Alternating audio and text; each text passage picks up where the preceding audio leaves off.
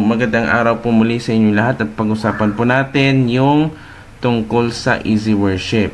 So ating topic sa ngayon ay paano natin ilagay yung background, no, dun sa sa kanta. Okay, so kakatapos ko lang lagay yung kanta dun sa schedule or tinatawag natin dun sa jargon term na lineup. Ang gagawin po natin, paano natin lagay yung mga loops o video. So, go to media, then, pili ka lang dito, guys. Yan, like for example, this one. Ilagay po natin siya dito. Yan. So, make sure naka-highlight blue, ha. Yan. Naka-highlight blue siya. Then, next, like for example, this one. O, ito.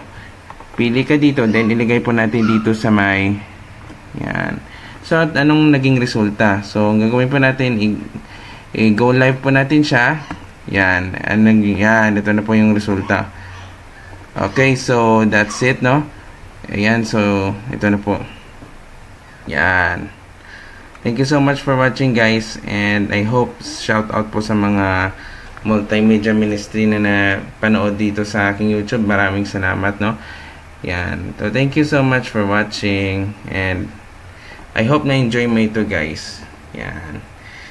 Thank you and God bless you all. Goodbye.